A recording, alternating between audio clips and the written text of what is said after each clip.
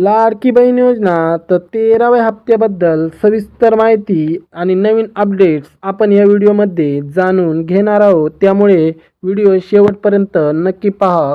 तर पहा की मुख्यमंत्री माझी लाडकी बहीण योजना, तर ही योजना महाराष्ट्र सरकारने महिलांसाठी सुरू केलेली एक खूप चांगली योजना आहे.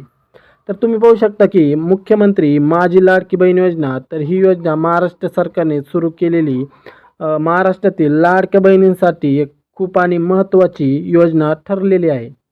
तर आता या योजनेमुळे अनेक महिलांना दर महिन्याला थेट 1,500 रुपये त्यांच्या खात्यामध्ये जमा होतात. तर तुम्ही पाहू शकता की महिलांना दर महिन्याला 1,500 रुपये त्यांच्या खात्यात DBT मार्फत जमा केले जातात.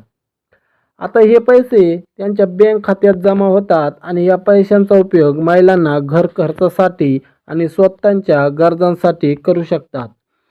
तर ह्या योजनेचे जे पैसे मिळतात, तर ते योजनेतील पैसे महिलांना त्यांच्या घर खर्चासाठी आणि स्वतःच्या गरजा पूर्ण करण्यासाठी ह्या योजनेचा लाडक्या बहिणींना खूप मोठा फायदा होत आहे.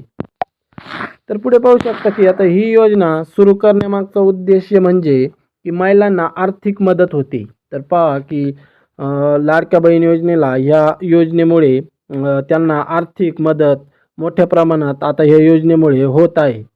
तर त्यांच्या स्वतःच्या पायावर उभं राहण्यासाठी आणि सुद्धा त्यांना आता मोठ्या प्रमाणात मदत होत आहे. म्हणजेच की महिला आता स्वतःच्या पायावर उभं राहण्यासाठी या योजनेचा त्यांना मोठ्या प्रमाणात मदत होत आहे.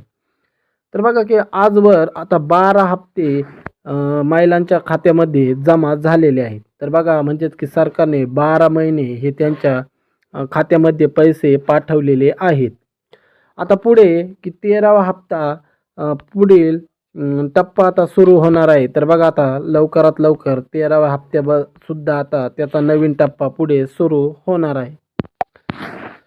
तर आता कधी-कधी काही महिलांना मे किंवा जून महिन्याचे पैसे मिळत नाहीत. तर अशा महिलांना आता जुलै महिन्याच्या हप्त्यासोबत मागील हप्त्याचे पैसे एकत्रित मिळू शकतात. तर बघा आता काही महिलांना मे आणि जून महिन्याचा म्हणजेच की 11वा आणि 12वा हप्ता मिळालेला नव्हता. तर आता महिलांना 11वा, 12वा आणि येणारा 13वा हप्ता असे एकत्रित बघा 4,500 रुपये आता मिळू शकणार आहेत. आणि ज्या महिलांना फक्त एकच हप्ता राहिला असेल, म्हणजेच की 12वा हप्ता मिळालेला नसेल, तर त्यांना एकत्रित बघा की 3,000 रुपये आता मिळून जातील. म्हणजेच की 12वा आणि 13वा हप्ता हा एकत्रित त्यांना मिळून जाईल. तर पुढे पहा की आता या योजनेचा 13व्या हप्त्यात सुमारे बघा की 2,47,00,000 महिलांना पैसे दिले जाणार आहेत. तर बघा आता आता या योजनेसाठी बघा की 13व्या हप्त्यासाठी 2,47,00,000 महिला आता पात्र आहेत. त्यामुळे आता एवढ्या महिलांच्या खात्यामध्ये आता 13वा हप्ता जमा होणार आहे. तर आता काही महिलांचे बघा की अर्ज चुकीचे असल्यामुळे त्यांना पैसे मिळणार नाहीत. तर बऱ्याच महिलांचे अर्ज हे चुकीचे असतात, त्यामुळे त्यांना या योजनेचा लाभ मिळत नाही.